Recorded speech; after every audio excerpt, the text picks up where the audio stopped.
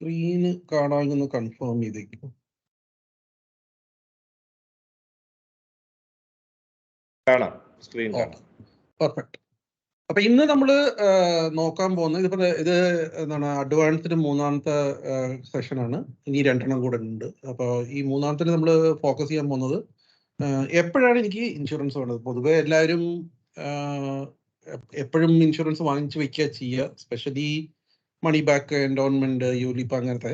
പക്ഷെ നമുക്ക് ശരിക്കും ആവശ്യമുണ്ടോ, എപ്പോഴാണ് നമുക്ക് ഇൻഷുറൻസ് അല്ലെങ്കിൽ ആവശ്യമുണ്ടെങ്കിൽ എപ്പോഴാണ് ആവശ്യമുള്ളൂ, അതാണ് നമ്മളിന്ന് സമയം ചെലവാക്കാൻ പോകുന്നത്.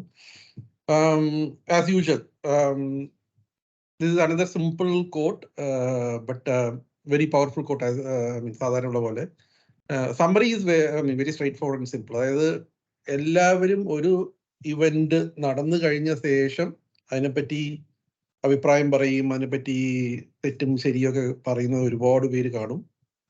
അതാണ് ബിസിനസ്. അതായത് പാസ്റ്റ് ഇന്നലെ എന്തോ നടന്നു, അതിത്രയും ഒന്നില്ലെങ്കിൽ ആളുകൾ മണ്ടത്തരം ചെയ്തു, അല്ലെങ്കിൽ ഭയങ്കര സ്മാർട്ടായിരുന്നു. വളരെ ക്ലാസിക്കൽ എക്സാമ്പിൾ കോവിഡ് ടൈമായിരുന്നു. കോവിഡ് ടൈമിൽ മാർക്കറ്റൊക്കെ അടിച്ചപ്പോൾ എല്ലാവരും വിചാരിച്ചു അത് ഭയങ്കര പ്രശ്നമാവും, കൂടുതൽ അടിച്ചു പോവും, വളരെ കാലത്തേക്ക് മാർക്കറ്റ് ഡൗൺ ആയിരിക്കും എന്നൊക്കെ ആണ് കുറേ പേര് വിചാരിച്ചു. ഞാനും വിചാരിച്ചു സത്യം പറഞ്ഞ.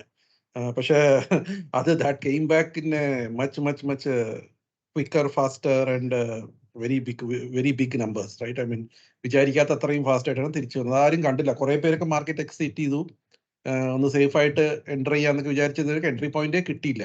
അത് just went off the roof. അപ്പോൾ ചുരുക്കം പുള്ളി പറയുന്നത്, അതായത് നമ്മുടെ റിയർ വ്യൂ മിററാണ് സാധാരണ നമുക്ക് വണ്ടി ഓടിക്കുമ്പോൾ വിൻഷീൽഡിനെക്കാളും വിൻഷീൽഡായിരിക്കും കൂടുതൽ ക്ലിയർ ആയിരിക്കുക സാധാരണ വണ്ടി ഓടിക്കുമ്പോൾ. പക്ഷേ ബിസിനസ്സിൽ നേരെ തിരിച്ചാണ്. നമ്മുടെ പാസ്റ്റ് ആണ് നമുക്ക് വളരെ ക്ലിയർ ആയിരിക്കുക. ഫ്യൂച്ചർ എപ്പോഴും സ്മഡ്ജഡും അല്ലെങ്കിൽ ഒരു വേഗമായി തോന്നും.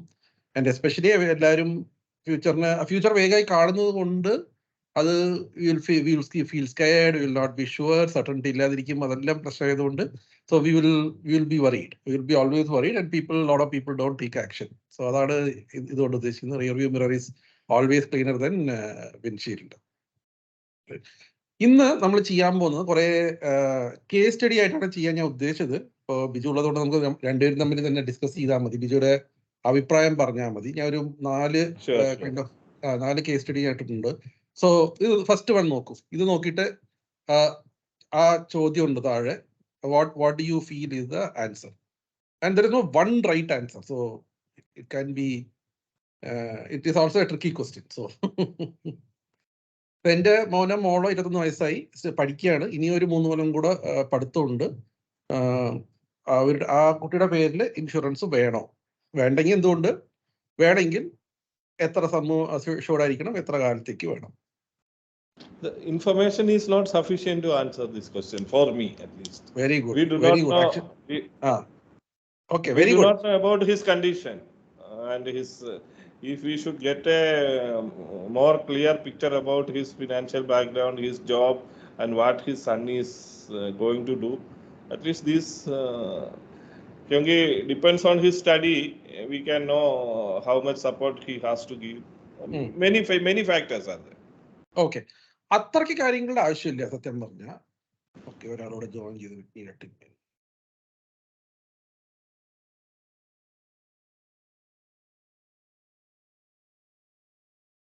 ഓക്കെ, ശ്രീനി ജോയിൻ ചെയ്തു.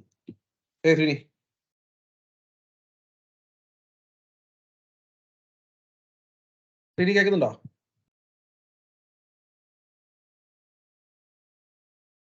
Okay, will continue. Hopefully Sreeni will understand. So Biju, ഇത് അത്രയ്ക്കും ഡീറ്റെയിൽ നമുക്ക് ആവശ്യമില്ല. സി, ജനറലി ഇൻഷുറൻസ്, അതായത് സ്പെസിഫിക്കലി ലൈഫ് ഇൻഷുറൻസ് പറയുന്നത് ഒരു ലയബിലിറ്റി കവർ ചെയ്യാൻ മാത്രമാണ്. അതായത് ഞാൻ ഒരു ഏർണിംഗ് മെമ്പറോ അല്ലെങ്കിൽ ഞാൻ കുറച്ച് സ്കില്ലുള്ള ആളാണെങ്കിൽ ഞാൻ സമ്പാദിക്കുന്ന പൈസ കൊണ്ടാണ് somebody else is depending on that, then if I am not there, അയാൾക്ക് എങ്ങനെ ജീവിതം കണ്ടിന്യൂ ചെയ്യാം? അത് അത്രമാത്രമേ ഉള്ളൂ. Exactly, that is what I am telling. If he is employed or he is earning every month, then this insurance is okay. Otherwise, if he is not doing anything, he has his own wealth, then why should give for insurance? So അത് ആ രീതി നോക്കാം. പക്ഷെ ഇത് ഇപ്പോ ഇയാൾക്ക്, ഈ കൊച്ചിന്, സണ്ണോ ഡോട്ടറിന് ഇൻകം ഇല്ല, പഠിക്കുകയാണ്. right? പഠിക്കുന്നതുകൊണ്ട് there is no income and here they are going to study for another 3 more years. അപ്പോ technically they don't need insurance. കാരണം അവരുടെ ഒരു വരുമാനവും ഇല്ല. They are not bringing in any money. But ഒരു കണ്ടീഷനിൽ they will need insurance. That is, suppose ഈ പഠിത്തത്തിന് വേണ്ടി കുടുംബത്തിൽ കുറെ ലോൺ എടുത്ത് വെച്ചിരിക്കുകയാണെന്ന് വെച്ചോളൂ. സോ സേ ഫോർ എക്സാമ്പിൾ ഇപ്പോഴത്തെ പ്രൈവറ്റ് കോളേജൊക്കെ ആണെങ്കിൽ ലക്ഷക്കണക്കിന് 20, 30, 40, 50 ലക്ഷമൊക്കെ ചില കോഴ്സുകളിൽ ചിലവാകും. അപ്പോൾ say very middle class, lower middle class family who has like spent 20, 30 lakhs has taken loan, and then that kid is studying, then that kid needs to be insured because something happens to that kid. Not only that they will lose the kid, but also the whole family will get a big impact on financial terms. Of course, emotional ഒന്നും ചെയ്യാൻ പറ്റില്ല, but on financial terms. But if he or she is with a educational loan, probably that bank will insist for insurance. ഇല്ല, ആവശ്യമില്ല. C, നിയമപ്രകാരം ഇന്ത്യയിലെ education loan എന്താണ് പറയാ reject ചെയ്യാൻ പാടില്ലെന്നാണ് നിയമം. അത് നടക്കുന്നത്. That is in paper. That is in paper. Correct. But I came across several such cases. Most of the cases, if either his father or his or her father has to be a guarantor for the loan, without that, no bank is giving. Normally, not giving. Correct. Guarantor ഉണ്ടാവും, പക്ഷെ അച്ഛൻ guarantor ആകുമ്പോൾ ഈ situation ആ കൊച്ചിന് വല്ലതും സംഭവിക്കുമ്പോൾ അച്ഛന് ഡബിൾ വാമിയാണ്. കൊച്ചുമില്ല, ആ പൈസയും പോയി. അപ്പൊ അങ്ങനെ ഒരു ലയബിലിറ്റി, ഇനി മേജർ ലയബിലിറ്റി വരുമ്പോൾ മാത്രമാണ് ഇങ്ങനെ ഒരു പ്രശ്നം വരിക. അല്ലെങ്കിൽ you don't have such kind of issue, right? So Srini, Biju, രണ്ടുപേരും ജോയിൻ ചെയ്തു. ഞാൻ ഇപ്രാവശ്യം നമ്മൾ ചെയ്യുന്ന ആദ്യം ഒരു 4 കേസ് സ്റ്റഡി എടുക്കാൻ പോണ്. നമുക്ക് ഇൻഷുറൻസ് ആവശ്യമുണ്ടോ ഇല്ലയോ എന്നുണ്ട്. അപ്പൊ നമ്മൾ ആദ്യത്തെ എടുത്ത കേസ് സ്റ്റഡി ഒരാളുടെ മോളോ മോനോ 21 വയസ്സായി, 3 കൊല്ലം ഇനിയും പഠിത്തമുണ്ട്, ഇപ്പൊ ഏണിംഗ് ഒന്നുമില്ല. സമ്മറി ഇൻ ഇന്ത്യ പഠിക്കുമ്പോൾ വളരെ കുറച്ച് പേര് ഏൺ ചെയ്യാറുള്ളൂ. അപ്പോൾ ഇപ്പൊ ഏണിംഗ് ഒന്നുമില്ല. അപ്പൊ ഇൻഷുറൻസ് വേണോ വേണ്ടയോ എന്നാണ് ചോദ്യം. അപ്പോൾ ബിജു കറക്റ്റ് ആയിട്ട് പറഞ്ഞത്, അതിന്റെ ഉത്തരം പറഞ്ഞത്, അതായത് ലയബിലിറ്റീസ് ഒന്നും ഇല്ല എന്ന് വെച്ചാൽ, അതായത് ഇപ്പോ ആ കൊച്ചു ലോൺ എടുക്കുമ്പോൾ ഓൾറെഡി ഒരു ഇൻഷുറൻസ് എടുത്തു അതിന് വേണ്ടിയിട്ട്, ആ ലോണിന് വേണ്ടിയിട്ട്. അങ്ങനെയൊരു സിറ്റുവേഷൻ ആണെങ്കിൽ അത് മതി. whatever you have done is enough. Why? Because they are not going to cover the life of the kid for the family. അതിനെല്ലാം അത് ചെയ്യുന്നത് ഈ ഫാമിലി ഒരു ബിലോ മിഡിൽ ക്ലാസ് അല്ലെങ്കിൽ അവർ കഷ്ടിച്ച് ജീവിച്ചു പോകുന്നവരാണ്. അവർ ഒരുപാട് പൈസ ലോൺ എടുത്തിട്ടാണ് ഈ കുട്ടിയെ പഠിപ്പിക്കുന്നതെങ്കിൽ എന്തെങ്കിലും കുട്ടിക്ക് സംഭവിച്ചാൽ 2 പ്രശ്നം ഉണ്ടാവും. ഒന്ന്, കുട്ടിയില്ല. രണ്ടാമത്, ആ എടുത്ത ലോൺ അടയ്ക്കാനും ഇവർക്ക് പറ്റില്ല. ഒരു ഡബിൾ വാമി ആവും. അപ്പൊ ഫിനാൻഷ്യലി അറ്റ്ലീസ്റ്റ് കവർ ചെയ്യാൻ വേണ്ടിയിട്ട് ഒരു situation. So there is a liability here. Loan is a liability for the kid and on kids life, because ipo ende investing wisely company work ചെയ്യുന്ന ഒരു കൊച്ചിന്റെ അച്ഛൻ ടൈലർ ആണ്. സോ ഞാൻ കൊടുക്കുന്ന ശമ്പളത്തിനേക്കാളും വളരെ കുറച്ച് മാസ വരുമാനമേ അച്ഛനുള്ളൂ. അമ്മ ഹൗസ് വൈഫാണ്. അപ്പൊ ഈ കൊച്ചിന്റെ പേർക്ക് അവർ വലിയ ഇൻഷുറൻസ് അല്ല, വലിയ എന്താ പറയുക, പഠിത്തത്തിന് വേണ്ടി വല്ല ലോൺ എടുത്താണെങ്കിൽ anything happens to her, it would have been a big challenge. അപ്പൊ അതിനു വേണ്ടി മാത്രം കവർ ചെയ്യാൻ, ആ ടൈമിന് വേണ്ടി, ഇപ്പോൾ suppose she is studying for 3 years or 4 years, ഒരു 1-2 കൊല്ലം കൂടുതൽ, കാരണം ജോലി കിട്ടി ആ പൈസ റിക്കവർ ചെയ്യുന്നത് വരെ മാത്രം മതി. സ്പെസിഫിക്കലി ആ ഒരു ഗോൾ ബേസ്ഡ് ആയിട്ട് മാത്രം ഇൻഷുറൻസിന് ആവശ്യമില്ല. അതിൽ കൂടുതൽ ഇൻഷുറൻസ് ആവില്ല. So may be you are taken 10 lakh loan, take a 10 lakh term plan. അതിനെ 4 കൊല്ലം 5 കൊല്ലത്തേക്ക് എടുക്കുക. It will be miniscule. ഒരു മേ ബി 2000-3000 രൂപയൊക്കെ വർഷം അതിനുള്ള പ്രീമിയം കാണുള്ളൂ. ടേം പ്ലാൻ എടുത്തിട്ട് ഈ വളരെ ഷോർട്ട് എന്താ പറയുക ടേമും വളരെ ഷോർട്ടായിട്ടുള്ള ചെറിയ എന്താണ് പറയുക സമ്മഷ്യൂർഡ് ആണെങ്കിൽ വളരെ ചെറിയ എമൗണ്ടേ വരുള്ളൂ. So that is the case study 1. Moving on to case study 2. I am a 51 years old. I have already achieved financial independence. അതായത് എനിക്ക് എൻ്റെ മക്കളുടെ പഠിത്തത്തിനും എൻ്റെ എന്താ പറയുക എൻ്റെ മക്കളുടെ പഠിത്തത്തിനും എൻ്റെ എന്താ പറയുക റിട്ടയർമെന്റിന്, പിന്നെ മക്കളുടെ കല്യാണം, എല്ലാത്തിനും I already have enough money. എൻ്റെ ഇപ്പോഴത്തെ മന്ത്ലി എക്സ്പെൻസസ് 50,000 രൂപയാണ്. Right? Do I need insurance? ഞാൻ ഇപ്പോൾ വർക്ക് ചെയ്യാണ്, ഞാൻ റിട്ടയർ ആയിട്ടില്ല, പക്ഷെ ഞാൻ ഫിനാൻഷ്യലി ഇൻഡിപെൻഡൻ്റ് ആണ്. I am already financially independent. If I stop working today also, I will be okay because I have enough money with me. Sorry, not Pasha. Question is, do I need my insurance? And when I say insurance, all life insurance. Sorry.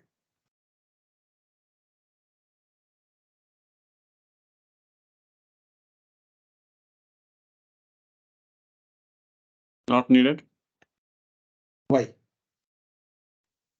കാരണം financial commitments എല്ലാം covered ആയി കഴിഞ്ഞു. അപ്പൊ പിന്നെ ഇനി insurance എടുത്തിട്ട് കാര്യമില്ല എന്നുള്ളതാണ് എൻ്റെ ഒരു അണ്ടർസ്റ്റാൻഡിങ്. Fair enough.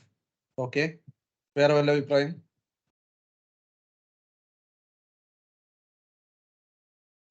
ചോദ്യം റിപ്പീറ്റ് ചെയ്യുക. അതായത് എനിക്ക് 51 വയസ്സായി, ഞാൻ ഇപ്പോഴും വർക്ക് ചെയ്യാണ്.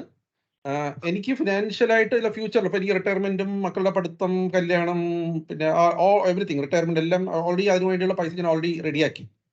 ഇപ്പൊ എന്റെ മന്ത്ലി എക്സ്പെൻസസ് 50,000 രൂപയാണ് ഇപ്പോ ആസ് ഓൺ ടുഡേ. എനിക്ക് ഇൻഷുറൻസ് വേണോ വേണ്ടയോ? ഇൻഷുറൻസ് വേണം. എന്താ കാരണം എന്ന് വെച്ച് കഴിഞ്ഞാൽ ലൈഫിന്റെ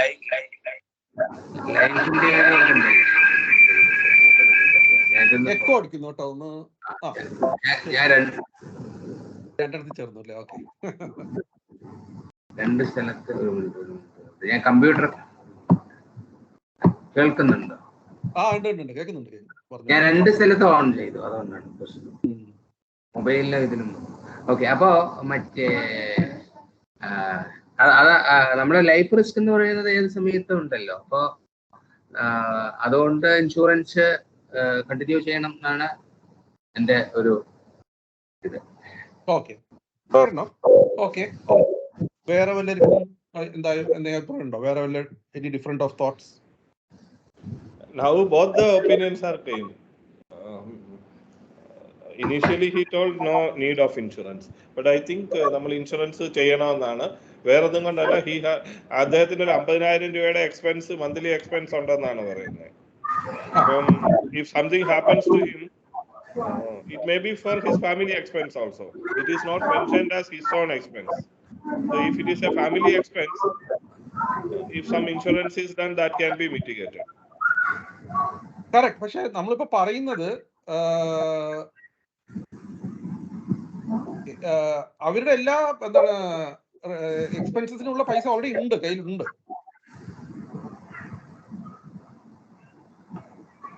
ഓൾറെഡി ഫിനാൻഷ്യൽ പ്ലാൻ ചെയ്തു, എല്ലാ എക്സ്പെൻസിനുള്ള പൈസ ഓൾറെഡി ഉണ്ട്.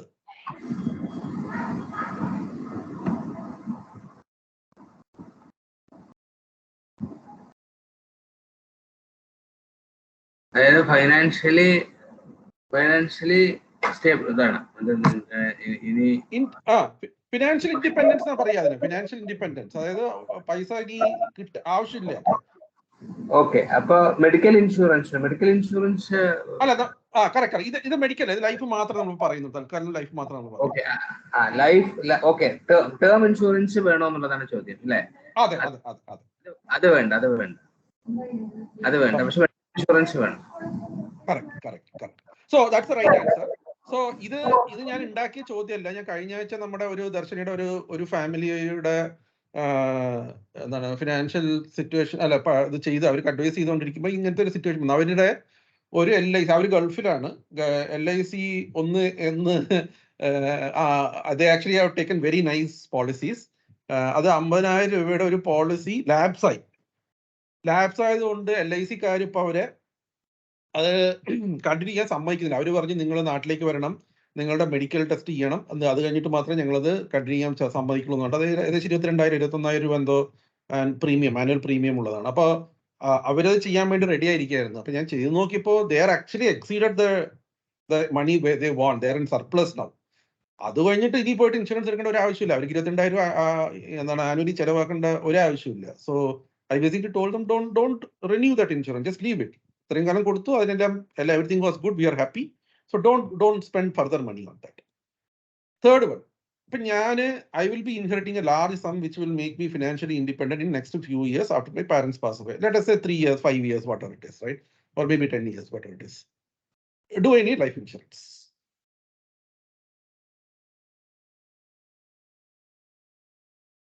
So this basically means ഞാൻ next say let us assume 10 കൊല്ലം കൊണ്ട് തിരിച്ചു പറയാം, ഞാൻ എടുത്ത 10 കൊല്ലത്തേക്കുള്ള പൈസ കരുതി വെച്ചാൽ മതി. അതിനുശേഷമുള്ള എന്തായാലും കുറെ പൈസ എനിക്ക് കിട്ടും. So I whether I should have insurance or should I not have insurance?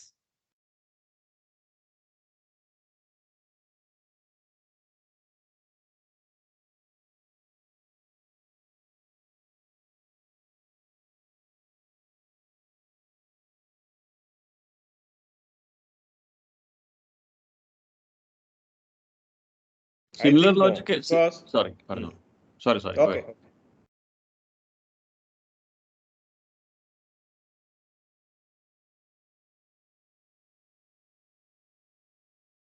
Biju പറ. എനിക്ക് തോന്നുന്നത് ഇൻഷുറൻസ് ആവശ്യമില്ല എന്നാണ്. എന്താണെന്ന് ചോദിച്ചാൽ പേരൻസ് വെൽ സെറ്റിൽഡ് ആണ്, ലാർജ് സം അവരുടെ കയ്യിലുണ്ടെന്നാണ്. അപ്പം if they alive or not, he will also get that benefit if it is required. Okay. Really?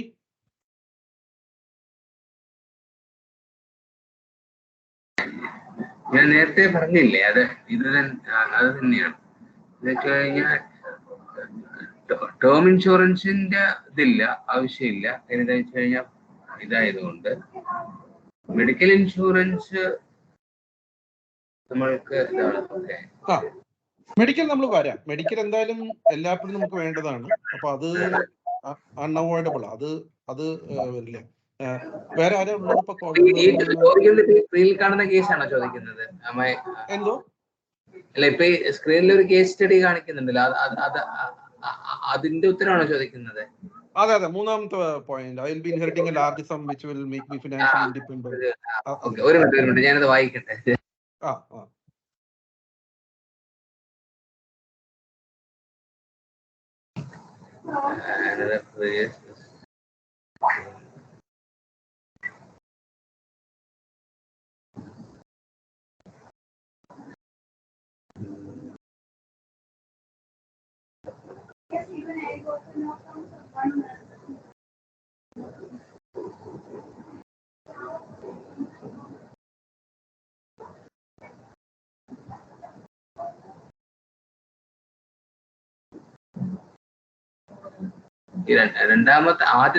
ആദ്യത്തെ ക്വസ്റ്റ്യൻ, മൈ സൺ ഡോട്ടർ, ആ ക്വസ്റ്റ്യനിൽ ആ കുട്ടിയുടെ സ്റ്റഡിയിങ്ങിന് മാത്രമുള്ള എമൗണ്ട് ഇൻഷുർ ചെയ്യണം. അത് നമുക്ക് അതിന് റിസ്കിന്ന് പുറത്തു വന്നു. രണ്ടാമത്തെ ഹൗ മച്ച്? രണ്ടാമത്തെ കേസിൽ വേണോ? വേണ്ട. ശരി. മൂന്നാമത്തെ കേസിൽ ഡെഫിനറ്റ്ലി വേണം. കാരണം നമുക്ക് ലൈഫിൽ ഒന്നും സർട്ടൻ അല്ല. പല കാര്യങ്ങളും ലോട്ട് of things can happen in future. So we Kant what should I say assume that things will go as we plan. So ആ 10 കൊല്ലത്തേക്ക് മിനിമം 10 കൊല്ലത്തേക്ക് എങ്കിലും we should be insured, and that insurance should be as minimum as survive, I mean whatever earnings you are having now, right? അത്രയും പൈസ കയ്യിൽ കിട്ടുന്ന പോലെ അടുത്ത നെക്സ്റ്റ് ഇയർ 10 yearsന്റെ പൈസ ആനുവലൈസ്ഡ് ഇൻകം കയ്യിൽ വരുന്നത്രയും അറ്റ്ലീസ്റ്റ് അത്രയും ഇൻഷുർ ആയിരിക്കും minimum. I am talking about minimum. കാരണം things can change. There are situations where families have completely changed their mind. അവർ ചിലപ്പോൾ പൈസ വേറെ ആയിരിക്കും കൊടുക്കും, ചാരിറ്റിക്ക് കൊടുക്കും, ലോട്ട് ഓഫ് തിങ്സ്.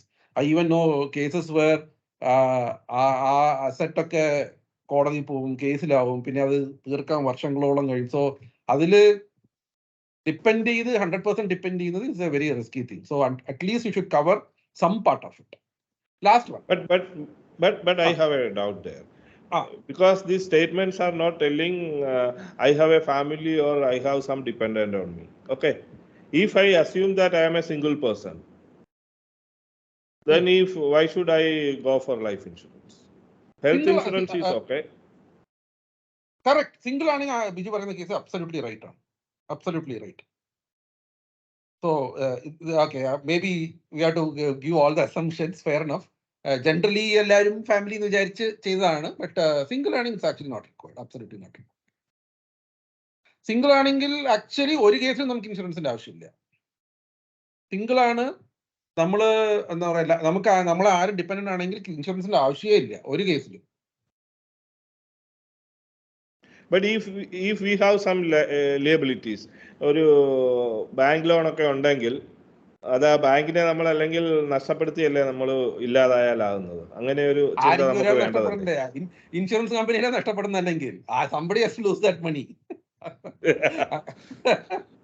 അല്ല, ഓക്കെ ഇതില് ഓക്കെ ബാങ്ക് ലോൺ എന്നൊക്കെ പറയുമ്പോൾ അതൊക്കെ ഈ അവരുടെ ബാങ്കിന്റെ ലോൺ കൊടുക്കുമ്പോൾ this is all part of that loan. It's not that ഇപ്പൊ ഞാൻ അന്ന് പറഞ്ഞു, ബിജു ഉണ്ടായിരുന്നു ഓർമ്മയില്ല, SBI ബാങ്ക് എടുക്കുകയാണെങ്കിൽ അവരുടെ എംപ്ലോയി സ്ട്രെങ്ത്തും SBI മ്യൂച്വൽ ഫണ്ടിന്റെ എംപ്ലോയി സ്ട്രെങ്ത്തും 1-to-1 കമ്പയർ ചെയ്യുകയാണെങ്കിൽ ബാങ്കിലെ എംപ്ലോയി സ്ട്രെങ്ത് 1000 times കൂടുതലാണ്. അതായത് SBI മ്യൂച്വൽ ഫണ്ടിൽ ഒരു എംപ്ലോയി ഉണ്ടെങ്കിൽ ബാങ്കിൽ 1000 എംപ്ലോയീസ് ആണ്. Right? Why is that? They have built in a lot of process, system, safety measures to borrow money and lend money and ensure that borrower gets a decent deal, lender also gets a decent deal. അതിലിങ്ങനെ ആളുകൾ മരിച്ചു പോകുന്നതും default ചെയ്യുന്നതും എല്ലാം അതിൽ consider ചെയ്തിട്ടാണ് അവർ ചെയ്യുന്നത്. അതൊരു അളവ് വരെ പോവും. ഇപ്പൊ 1% വരെ ബാങ്കിന്റെ നോൺ പെർഫോമിംഗ് അസറ്റ് എന്ന് പറയുന്നത് വളരെ കോമൺ ആണ്. That's nothing surprising. പക്ഷെ അത് 5%, 10% ഒക്കെ ആകുമ്പോഴാണ് ബാങ്കുകൾ പൊളിഞ്ഞു പോകുന്നത്. അല്ലെങ്കിൽ it's all part of life. Last one, ഇതിപ്പോ ടിപ്പിക്കലി റൈഡർ എന്ന് പറഞ്ഞിട്ട് വരും. നമ്മൾ ലൈഫ് ഇൻഷുറൻസ് എടുക്കുമ്പോൾ റൈഡർ എന്ന് പറഞ്ഞിട്ട് ക്യാൻസർ, ഹാർട്ട് ഡിസീസ്, അല്ലെങ്കിൽ കിഡ്നി, ഓക്കെ. ഫോർത്ത് വൺ ഇതുവരെ കാണിച്ചില്ല. കാണുന്നില്ല അല്ലേ? ഓക്കെ, കാണുന്നുണ്ട് ആക്ച്വലി. ഉണ്ടോ? ഓക്കെ, അപ്പൊ ചെറിയ ഡിലേ ഉള്ളതായി. Okay, so I'll read it out. I want to take insurance for cancer and heart disease. അതായത് എന്റെ ടേം പ്ലാനിന്റെ കൂടെ ഞാൻ ക്യാൻസറും ഹാർട്ട് ഡിസീസിന്റെയും അഡീഷണൽ ഇൻഷുറൻസ് എടുക്കുകയാണ്. ഇത് ശരിയാണോ?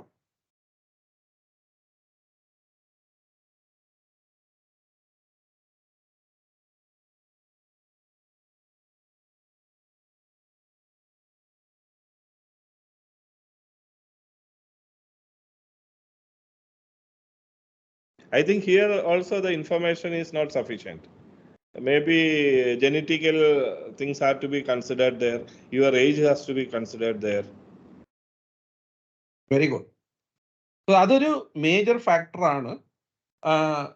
പക്ഷെ നമ്മൾ സാധാരണ നമ്മൾ ആദ്യത്തെ എടുക്കുന്ന ഇൻഷുറൻസ് ഒക്കെ ഒരു 20s-ലും 30s-ലും ഒക്കെ എടുക്കും. അപ്പോൾ we may not actually know the details. Genetics അറിയാം, അതായത് ഹെറിഡിറ്ററി ആയിട്ട് വീട്ടിൽ ഹാർട്ട് അറ്റാക്ക് ഉണ്ടായിരുന്നോ അല്ലെങ്കിൽ ക്യാൻസർ ഒന്നും മരിച്ചോ എന്ന് അറിയാം. പക്ഷെ അതിൽ കൂടെ ഒന്നും നമുക്ക് അറിയാൻ പറ്റില്ല.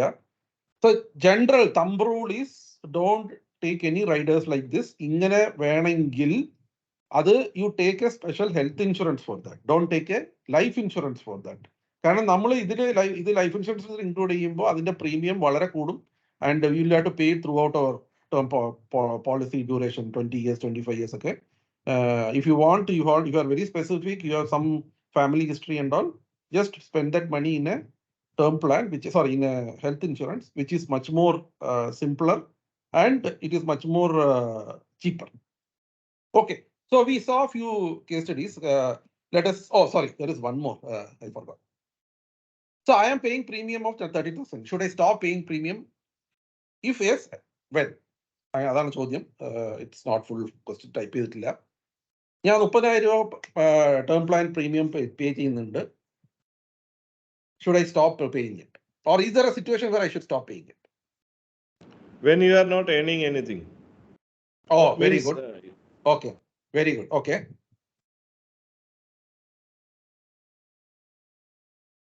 That's one answer. There are 3-4 answers to that. 3-4 points. If I am financially independent, then Perfect. also there is no Okay. need to. Perfect.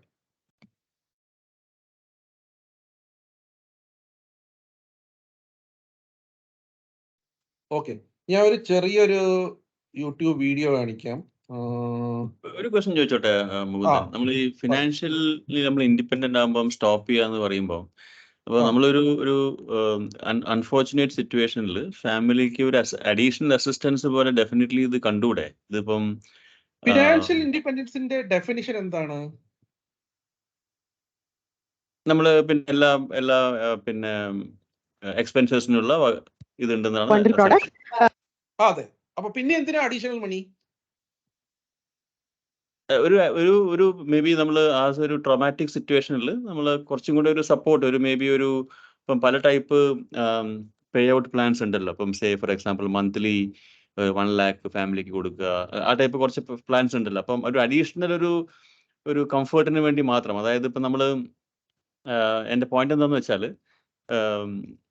ഇപ്പം നമ്മൾ വേണ്ട ഈ ഇൻഷുറൻസിൽ ഇൻവെസ്റ്റ് ചെയ്യേണ്ടെന്ന് പറയുമ്പോൾ നമ്മൾ അസ്യൂം ചെയ്യുന്നത്, എൻ്റെ അണ്ടർസ്റ്റാൻഡിങ് പ്രകാരം, ഈ പ്രീമിയത്തിന്റെ എമൗണ്ട് നമ്മൾ വേറെ എവിടെയെങ്കിലും ഇൻവെസ്റ്റ് ചെയ്യുക, എന്നിട്ട് അതുകൊണ്ടുള്ള ബെനിഫിറ്റ് എടുക്കുക എന്നുള്ളതല്ലേ? അപ്പോഴല്ലേ ഇതിന് വേണ്ടാന്ന് പറയുന്നത്. അങ്ങനെയല്ല ഉദ്ദേശം. സി, ഇൻഷുറൻസ് ഒരിക്കലും ഇൻവെസ്റ്റ്മെന്റ് അല്ല. First point number 1.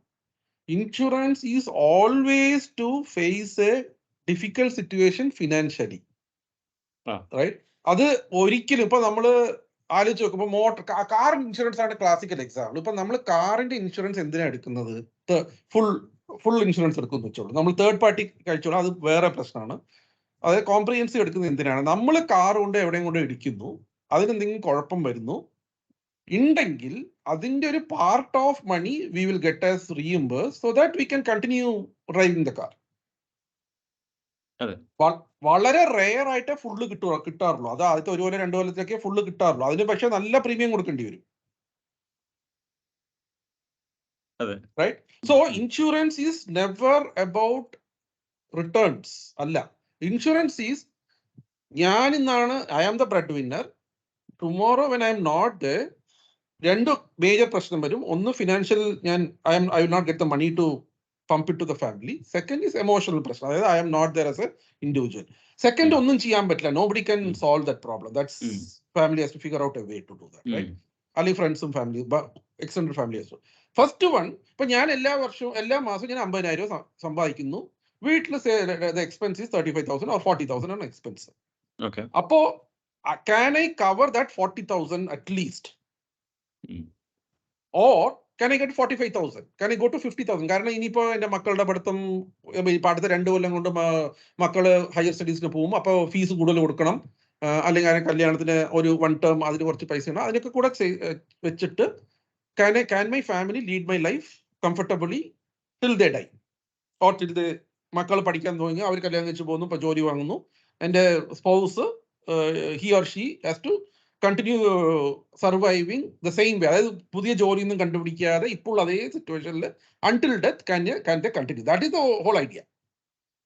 അതെ. അപ്പൊ എന്റെ ക്വസ്റ്റൻ എന്തായിരുന്നു വെച്ചാൽ, ഇപ്പൊ നമ്മൾ ഇത് കമ്പയർ ചെയ്യുന്നത്, അതായത് ഇൻഷുറൻസ് വേണ്ട എന്ന് നമ്മൾ പറയുന്ന സിറ്റുവേഷൻ നമ്മൾ കമ്പയർ ചെയ്യുന്നത് 2 പോസിബിലിറ്റിയാണ്. ഒരു പോസിബിലിറ്റി, ഇൻഷുറൻസ് വേണ്ട എന്ന് ഡിസൈഡ് ചെയ്യുന്നു, നമ്മൾ പ്രീമിയത്തിന് വേണ്ടി മാറ്റി വെക്കാവുന്ന തുക നമ്മൾ സ്പെൻഡ് ചെയ്യുന്നു, അല്ലെങ്കിൽ ചെലവിട്ട് കളയുന്നു. അതൊരു പോസിബിലിറ്റി. അടുത്ത പോസിബിലിറ്റി, നമ്മൾ ഇൻഷുറൻസ് വേണ്ടെന്ന് വെക്കുന്നു, പക്ഷെ നമ്മൾ ഇൻഷുറൻസ് പ്രീമിയം ത്തിന് വേണ്ട തുക നമ്മൾ മേ ബി ഇൻവെസ്റ്റ് ചെയ്യുന്നു. അപ്പൊ ആ ഒരു സെക്കൻഡ് കേസിൽ മാത്രമല്ലേ ഒരു ബെനിഫിറ്റ് വരുന്നുണ്ട്, അല്ലെങ്കിൽ അതിനെ കൊണ്ട് ബെനിഫിറ്റ് വരുന്നില്ല, അല്ലെങ്കിൽ ഇൻഷുറൻസ് എടുക്കുന്നേക്കാളും മോശമായിട്ടുള്ള ഒരു സിറ്റുവേഷൻ ആയിരിക്കില്ലേ ഇൻഷുറൻസ് എടുക്കുന്നില്ല പക്ഷെ നമ്മളത് സ്പെൻഡ് ചെയ്ത് കളയുന്നു എന്നുള്ളത്? സ്പെൻഡിങ് തെറ്റാണോന്ന് ചോദിച്ചാൽ I don't have the right to tell whether it is right or wrong.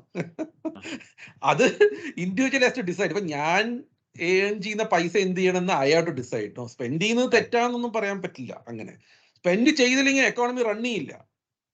ഇപ്പോ കേരളത്തിലെ ജനങ്ങളെ കുറെ പേര് ബെവറേജിൽ കൊണ്ട് കാശ് കൊടുക്കുന്നതാണ് കേരള സർക്കാരിന്റെ കിട്ടുന്ന one of the biggest revenue income, right, taxes.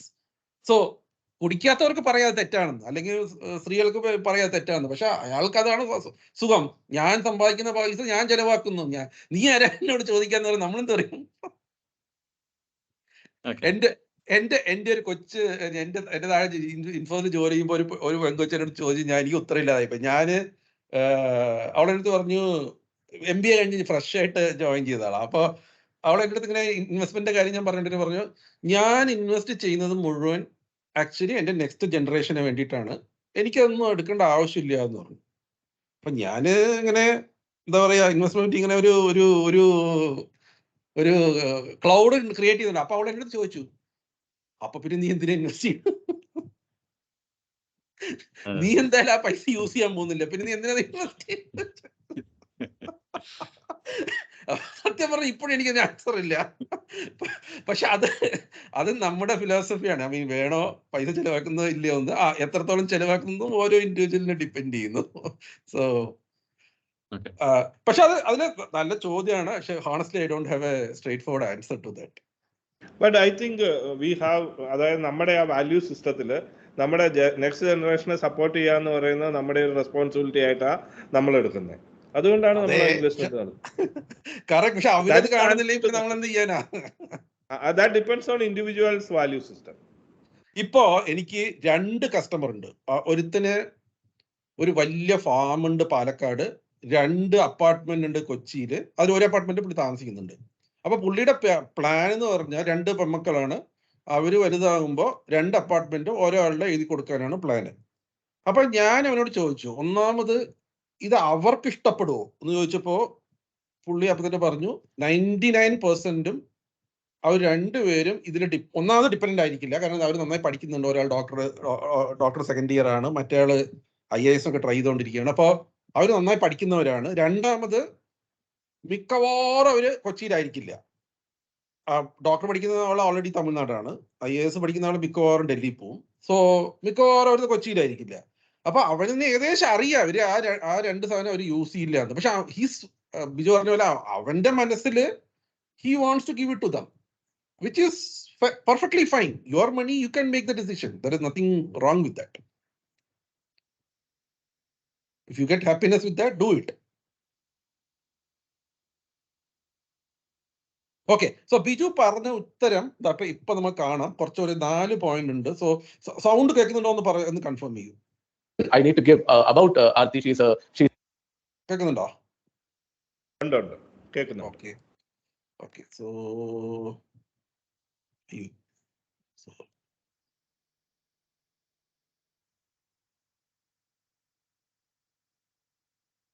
ഇതൊരു വലിയ 1.5 മണിക്കൂറുടെ. Hi, I hope you can see me.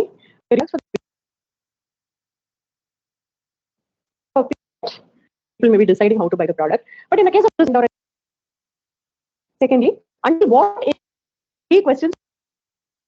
Back to you later with that.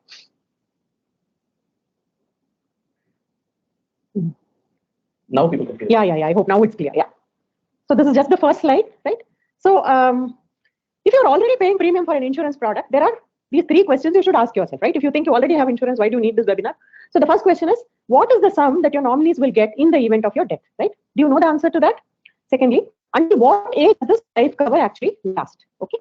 So do you know the answer to that? Just think about it. Is this a pure term product, an endowment product, a participating or a market link product? You should ask yourself this question. Now, suppose all of this leaves you a bit foxed, and though you're paying your premium faithfully, you don't really know the answers to these questions. It means just one thing. It means that you probably invested in the wrong kind of insurance, right? Because it was the right kind of insurance, these would be the key questions to which you would already know the answers, right?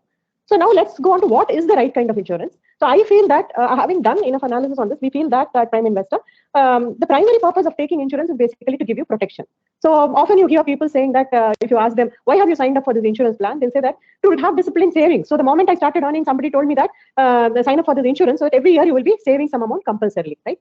A second thing they say is, we are just saving and we are hoping that we'll get a huge lump sum at some time later in life. We don't know how much, but we will get a lump sum. People also use insurance wrongly for actually fulfilling their financial goals. Like if you're thinking of purchasing a home, taking a vacation, having child's education funded, people end up opting for an insurance plan, when in fact what they need is a proper financial plan and an investment plan to accompany, right?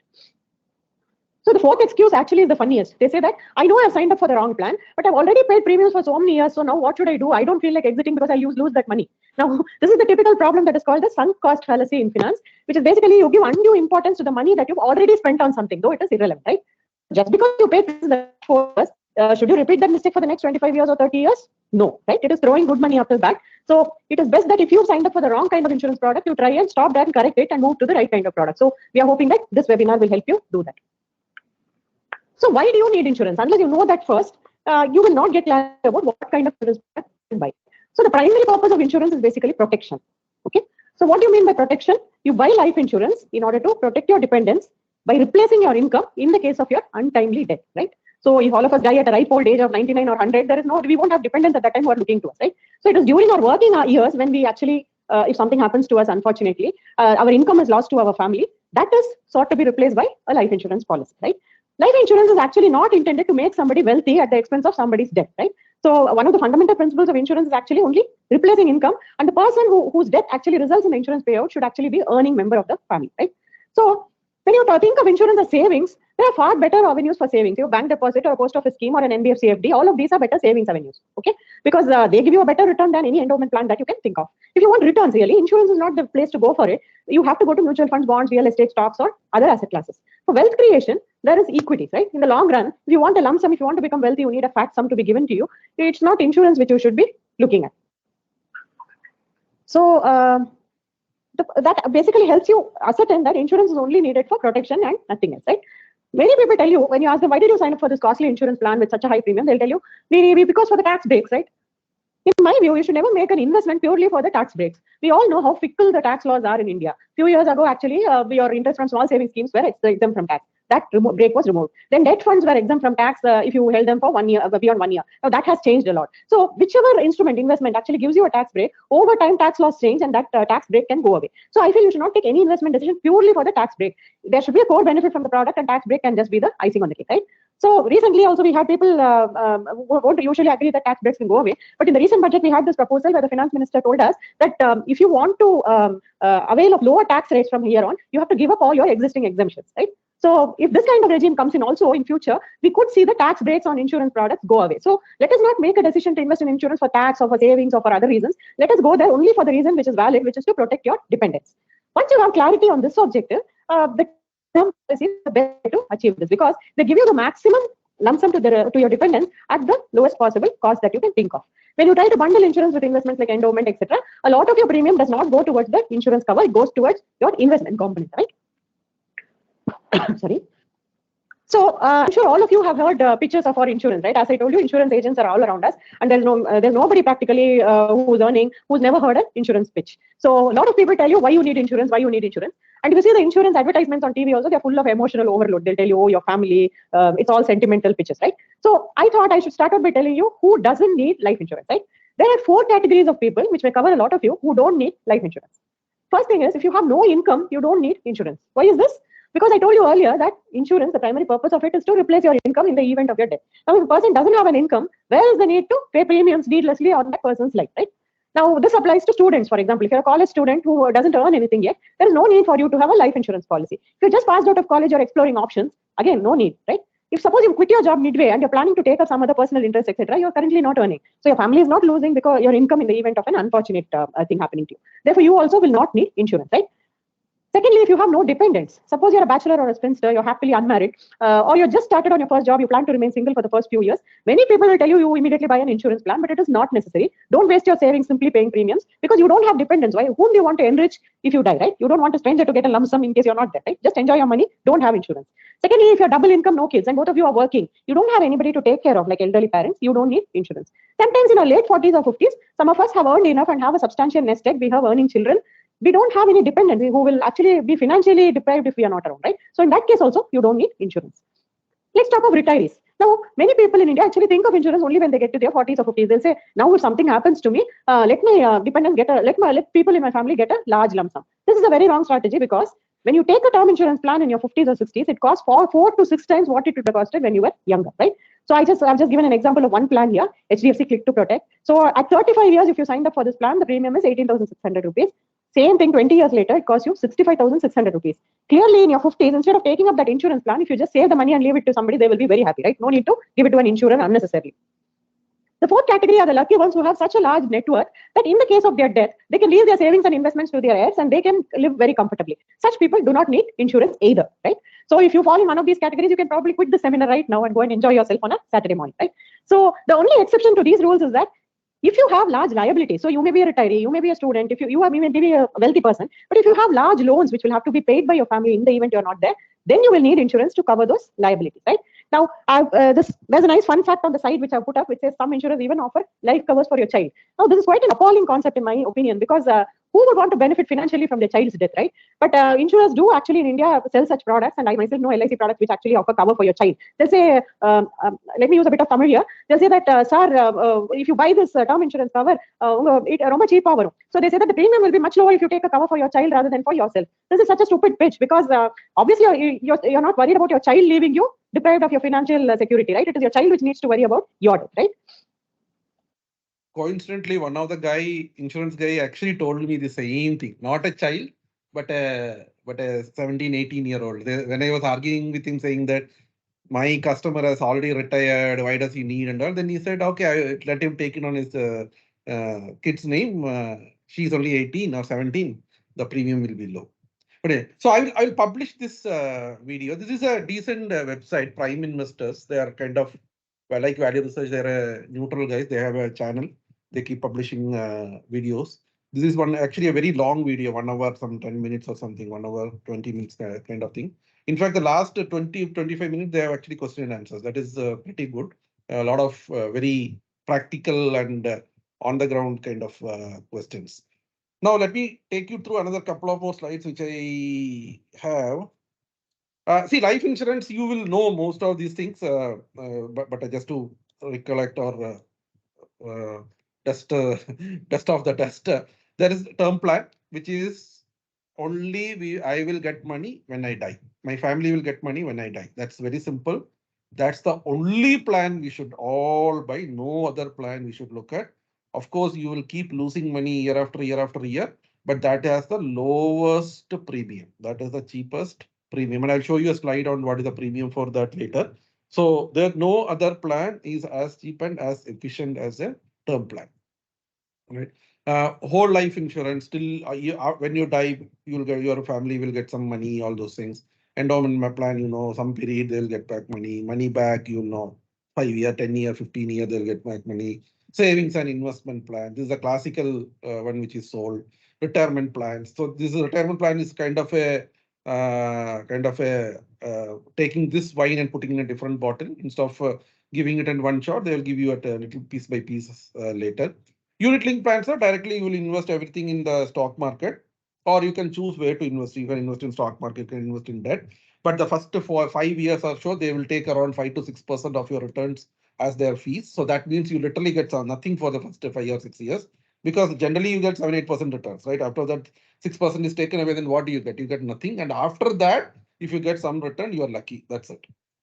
Now we just spoke about the child insurance. Then group life insurance is a good one. Generally in the organizations, companies, they follow this. We can't do it individually. This is a very nice plan, but that can be done only in an organization level. For example, when I was part of both DXC, Infosys, even when I was in ISRO, everywhere there was a group life insurance. That's very cheap because the insuring company, whether it's the National Insurance or HDFC, know the profile of the people and they know how risky their job is. For example, if you look at an IT company, the risk is almost nil.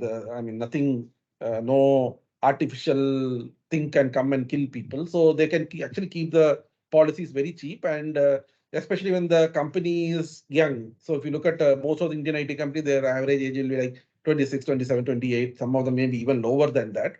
So they can actually give a policy for a much cheaper premium.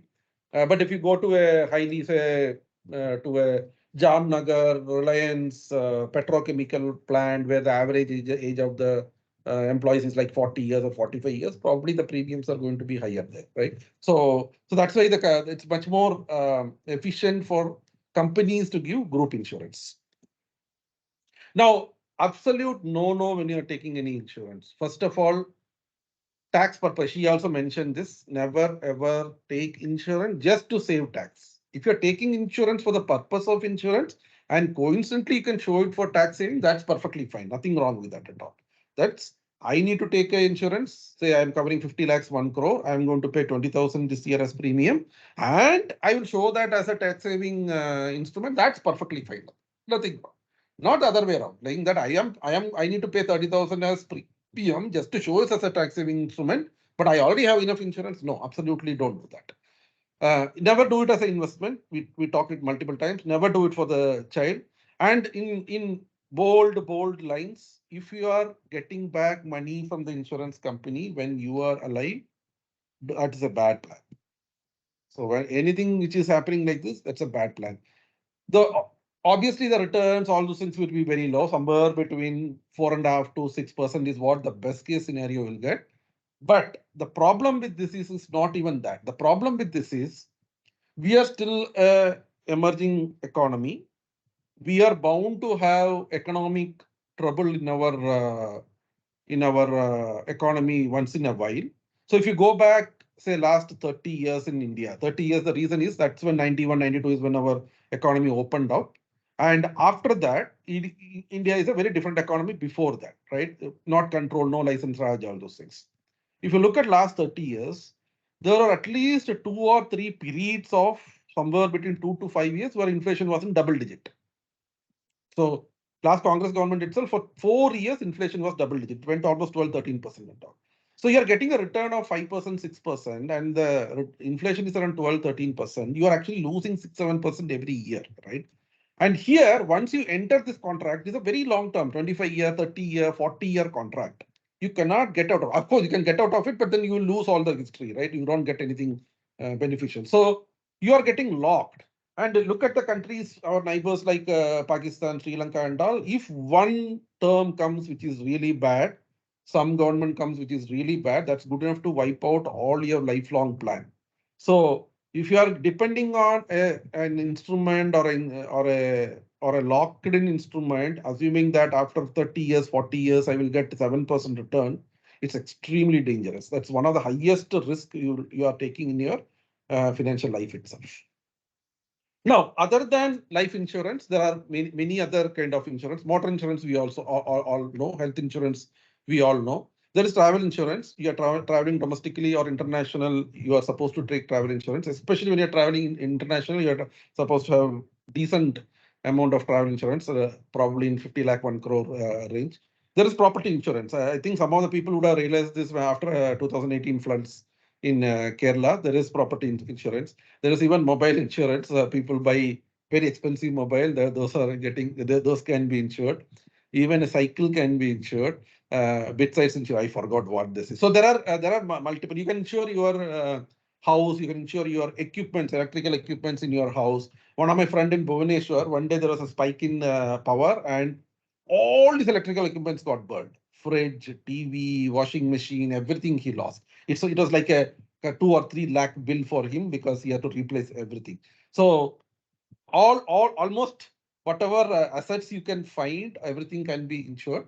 But it depends. I mean, do you want to insure everything in life? Probably not. You have to choose, pick and choose what you need to do. House insurance and all are very cheap. In fact, maybe like 1,000 rupees, 2,000 rupees premium per year for a very big amount. I have a comment here. I am Yeah. having a comment here.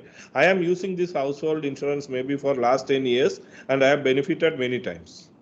Wonderful. If I calculate the total premium for 10 years, I got returned maybe 3 times or 4 times the premium I paid in the last 10 years. You have made money from insurance. Very good. Can you share 1 or 2 examples of what happened and what The was recent example, I have a 55-inch LG TV. Okay. And I realized my panel is going to damage. I had an insurance plan. I included that LG TV because it's just completed the warranty period. After including that, within 4 months, my that display panel fully went off. Okay, I spent 35,000 for repair. I got 32,000 as insurance back. Excellent. My premium is 1,500 rupees. 1,400 rupees support. So this is the beauty. This is actually. Sorry, go ahead. This is the third time I am getting. Earlier I had got in for my washing machine, for my fridge. I am utilizing it. So my request is that this household insurance in India is very good. So I had an exactly opposite experience, Biju. My TV I bought on the 2011 when India won the World Cup. Same day I bought a LCD TV. Exactly after 4 years, the panel went off and my warranty was gone. And when I tried to replace it, they said it will cost me around 45,000 or something for the panel. And then I just left it. No, I lost my TV, that's all. So not insuring I paid the price for not insuring.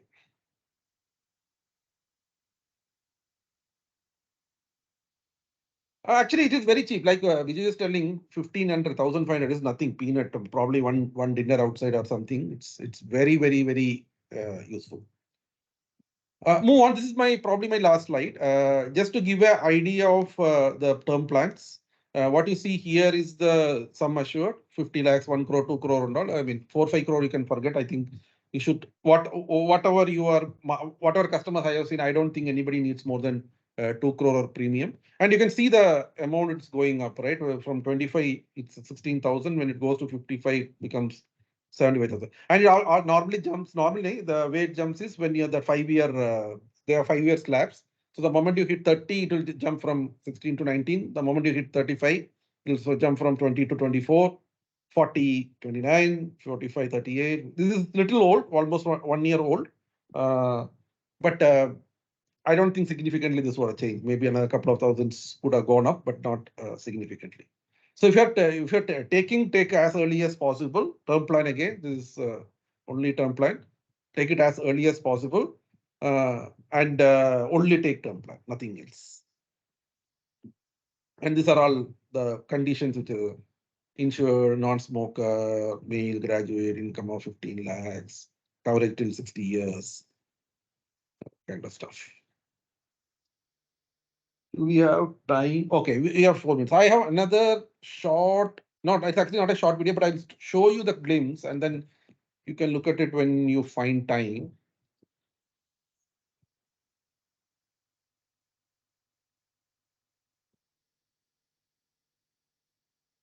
HDFC Life. This is actually a Hindi video. This is also a very good channel. LL Labor Law, LLA, Labor Law Advisor. It's a very good channel. Whatever I have seen, they are very, very ruthless and unbiased. So I will publish both these links. You can watch it later. This guy basically is comparing all those different kind of money back, guaranteed income, endowment and all, right? So I'll probably show 2-3 minutes and then you can watch it whenever you get time.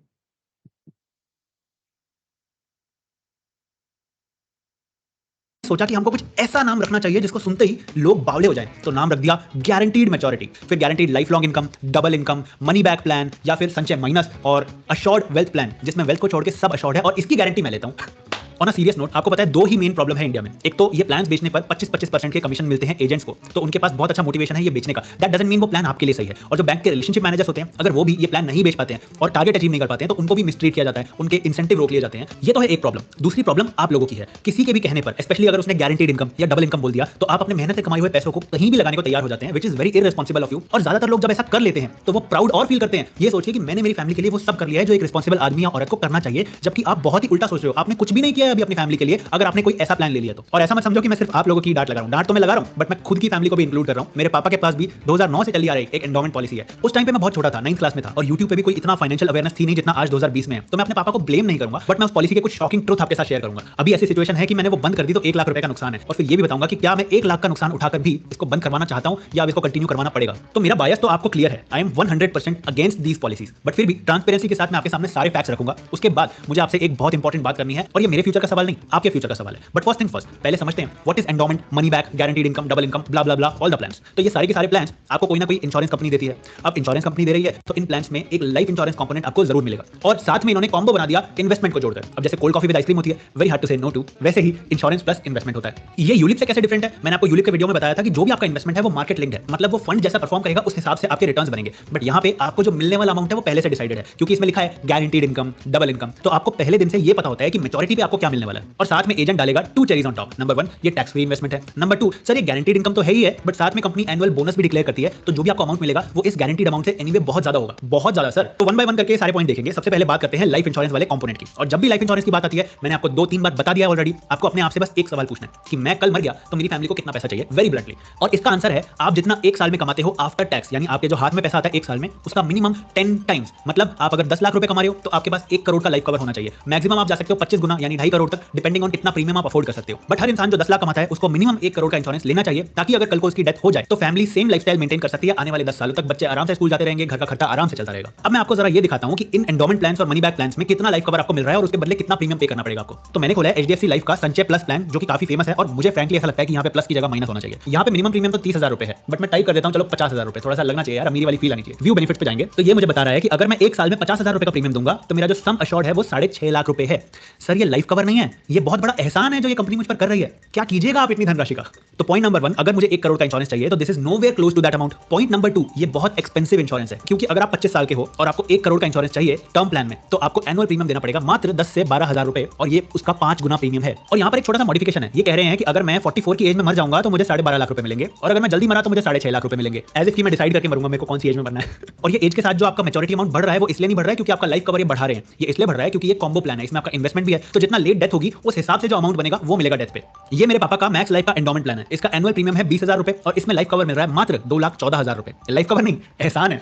अब आप सोच रहे हो कि इन plans में life insurance इतना महंगा क्यों है? इसका जवाब सिर्फ 1 वर्ड में दे सकता हूं मैं, ग्रीड, लालच, कंपनीज का लालच। क्योंकि IRDA के रेगुलेशन के हिसाब से आप एनुअल प्रीमियम का मिनिमम 10 टाइम्स कवर तो दोगे ही दोगे हर कस्टमर को। तो आपसे अगर कंपनी 20,000 चार्ज कर रही है तो 2 लाख 3 लाख रुपए का कवर दे देगी, बट मैक्सिमम अभी भी उनके हाथ में है, और वो इतना पैसा लेने के बाद भी आपको ढंग का लाइफ इंश्योरेंस कवर नहीं देते हैं। तो इंश्योरेंस कंपोनेंट का कंक्लूजन मैं सिर्फ 1 वर्ड में बोल सकता हूं। तो अब बात करते हैं इन्वेस्टमेंट वाले कंपोनेंट की, और उसके लिए मैं आपको एग्जांपल के लिए दिखाऊंगा max life guaranteed income plan. HDFC का भी दिखाऊंगा, बट पहले ये समझते हैं। और यहां पर इन्होंने इलस्ट्रेशन दे रखा है कि अगर कोई इंसान 1 लाख रुपए का प्रीमियम भरेगा 12 सालों तक, तो उसको 13वें साल से 1,31,000 मिलना स्टार्ट हो जाएगा, और उसको 18वें साल से 2,62,000 मिलना स्टार्ट हो जाएगा, यानी उसका जस्ट डबल। और उसको लास्ट ईयर जो कि 22nd ईयर होगा उसमें उसको ना सिर्फ 2,62,000 मिलेंगे बल्कि 2 लाख रुपए एडिशनल भी मिलेंगे। तो आपने 12 लाख का इन्वेस्टमेंट किया और आपको जो रिटर्न मिल रहा है मैच्योरिटी तक वो 21,70,000 रुपए के आसपास मिल रहा है। तो यहाँ पर 2 चीजें, एक तो ये अमाउंट फिक्स है, इंसान को पहले से पता है कि 13th ईयर में कितना मिलेगा, 17th ईयर में कितना मिलेगा, और दूसरा ये कि पैसा ऑलमोस्ट डबल हो रहा है। तो लोगों को पता नहीं बहुत खुशी हो जाती है ये जान के कि वाह पैसा डबल हो गया। और जो आपको सोचना चाहिए वो नहीं सोचते, वो है रेट ऑफ रिटर्न। आपका पैसा आप कहीं भी डाल रहे हो तो वो कितने % से ग्रो हो रहा है ये आपको पता होना चाहिए, और इसके लिए आपको कैलकुलेट करना पड़ेगा इंटरनल रेट ऑफ रिटर्न, जिसको बोलते हैं IRR। और IRR निकालने के लिए आपको चलना पड़ेगा एक्सेल में। मैंने यहाँ पर 1 से 12 साल तक -1 लाख लिखा है। -1 लाख क्यों लिखा है? क्योंकि मेरी जेब से पैसा जा रहा है हर साल। और 13th ईयर में मैंने +1,31,000 लिखा है, और उसके बाद 18th ईयर ऑनवर्ड मैंने 2,62,000 लिखा है, एंड लास्ट ईयर जो 22nd ईयर है उसमें 2,62,000 + 2 लाख, जैसा प्लान में बताया वैसा लिख दिया। अब आपको लगाना है एक फॉर्मूला में लिखोगे आप इक्वल्स टू IRR, और पहला सेल और आखिरी सेल डालोगे। पहला सेल है D2 और आखिरी सेल है D23, और जैसे ही आप ये फॉर्मूला एंटर करोगे आपकी आंखें खुल जाएंगी सडनली, क्योंकि आपको पता चल जाएगा कि आपका पैसा इस प्लान में मात्र 5% से ग्रो होगा। तो यार FD बुरी थी क्या? उसमें लॉक इन नहीं होता। इस प्लान में अगर आप बीच में कुछ बंद करवाओगे तो मैं सरेंडर वैल्यू का सच आपको बताऊंगा। ये इन्वेस्टमेंट नहीं है, ये इन्वेस्टमेंट के नाम पे मजाक हो रहा है। चलो एक दूसरा प्लान दिखाता हूं, HDFC का संचय माइनस में वैसे 4 ऑप्शन है, guaranteed maturity, guaranteed income, life long income. आप चाहो तो किसी का भी IRR निकाल के देख सकते हो। आई एम श्योर आप इतना तो सीख गए हो। मैं आपको एक प्लान का बताता हूं, गारंटीड मैच्योरिटी। उस प्लान में आप पहले 10 साल तक प्रीमियम पे करोगे 1 लाख रुपीस। तो मैंने पहले 10 साल तक लिखा है -1 लाख, क्योंकि मेरी जेब से पैसा जा रहा है। उसके बाद 11वें साल से लेकर 19वें साल तक मुझे कुछ नहीं मिल रहा है, तो मैंने यहाँ पर 0 लिख दिया, और 20वें साल में मुझे 22,72,000 रुपए मिलेंगे, तो मैंने यहाँ पर वो लिख दिया। अब मैंने फिर से IRR का फॉर्मूला लगाया और पता चलता है कि ये पैसा मात्र 6% से ग्रो हुआ है। अब मैं आपको मैक्स लाइफ का अश्योर्ड वेल्थ प्लान बताता हूँ। अश्योर्ड वेल्थ प्लान में अगर आप पहले 5 साल तक 1-1 लाख रुपए का प्रीमियम दोगे तो आपको 10वें साल में 7,51,000 रुपए मिलेंगे। ये पैसा भी 6% से ग्रो हुआ है, और कुछ प्लान तो ऐसे हैं जो 4.8, 4.9% से भी ग्रो होते हैं। And by the way max life की इस प्लान का नाम है अश्योर्ड वेल्थ प्लान। मतलब वेल्थ का इन्होंने मीनिंग ही ट्रांसफॉर्म कर दिया, 7.5 लाख को वेल्थ बोल दिया। इस लॉजिक के हिसाब से नमस्कार देवियों एंड सज्जनों, मैं अमिताभ बच्चन आपका बहुत अब Okay, I'll stop it here. As I said, I will publish the link. You can watch it later. Questions?